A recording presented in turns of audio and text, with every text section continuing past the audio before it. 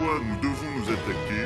Buntut komentar Presiden Prancis Emmanuel Macron yang menyatakan Islam adalah agama yang mengalami krisis di seluruh dunia, sebutan boykot produk Prancis semakin meluas.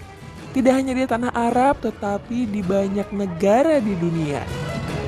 Aksi pemboikotan produk Prancis sudah berlangsung di Kuwait dan Qatar.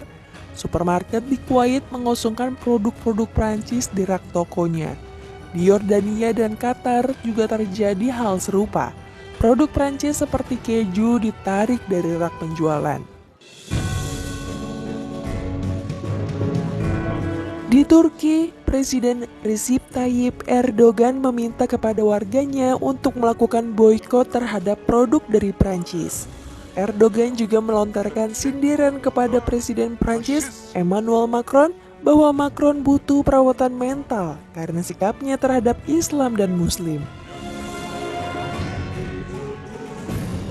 Dalam pernyataan yang dirilis kantor Presiden Prancis disebutkan, Erdogan tidak berbela-sungkawa terhadap korban pembunuhan seorang guru di Prancis yang menunjukkan sejumlah karikatur Nabi Muhammad di kelasnya. Sebelumnya, guru tersebut sudah diperingatkan oleh orang tua murid agar tidak menunjukkan karikatur Nabi dalam pelajaran kebebasan berekspresi. Presiden Prancis Emmanuel Macron mengatakan tidak akan mencegah penerbitan kartun yang menghina Nabi Muhammad dengan dalih kebebasan berekspresi. Gelombang protes pun terjadi di mana-mana.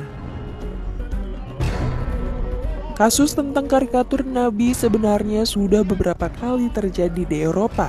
Tahun 2011 lalu, majalah satir asal Prancis memicu amarah umat Islam setelah menerbitkan karikatur yang menggambarkan Nabi Muhammad SAW. Islam larang menggambarkan secara jelas wajah dan penampakan para nabi dan rasul. Gambar Nabi Muhammad SAW dalam kondisi yang baik saja dilarang, apalagi menggambar karikatur Nabi yang justru merupakan pelecehan terhadap Rasul. Karikatur sendiri artinya adalah gambar olok-olok, ejekan, ataupun sindiran. Sementara bagi tiap Muslim, mencintai Rasulullah SAW adalah wajib. Menghormati beliau, memuliakannya, dan mengagungkannya sudah menjadi kewajiban umat Islam. Wajar bila umat Islam tidak terima ketika Rasulullah dihina dan diolok-olok. Kasus menghina dan mengolok Nabi dan Rasul sebenarnya sudah terjadi dari dulu di setiap masa kenabian. Diriwayatkan dari Ibnu Umar, dalam perjalanan perang Tabuk, sekelompok orang munafik berkata, "Kami tidak pernah melihat seperti para penghafal Al-Quran itu. Belum pernah ada orang yang lebih rakus, lebih buncit perutnya, lebih suka berdusta, dan lebih pengecut dalam pertempuran ketimbang mereka." Orang-orang munafik itu sedang membicarakan Nabi Muhammad SAW dan para sahabat yang ahli Al-Quran. Ketika persoalan ini sampai kepada Nabi SAW, orang-orang munafik tadi didatangkan kepada Nabi dan mengatakan, "Wahai Rasulullah, sesungguhnya kami waktu itu hanya bersenda gurau dan bermain-main saja, sebagaimana obrolan orang-orang di perjalanan jauh demi mengisi waktu luang." Kemudian Rasulullah SAW berkata kepadanya dengan membacakan firman Allah, "Dan jika kamu tanyakan kepada mereka tentang apa yang mereka lakukan itu, tentulah mereka akan menjawab, 'Sesungguhnya kami hanyalah bersenda gurau dan bermain-main saja.'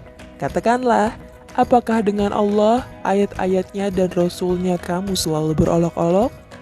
Al-Quran Surat At-Taubah ayat 65.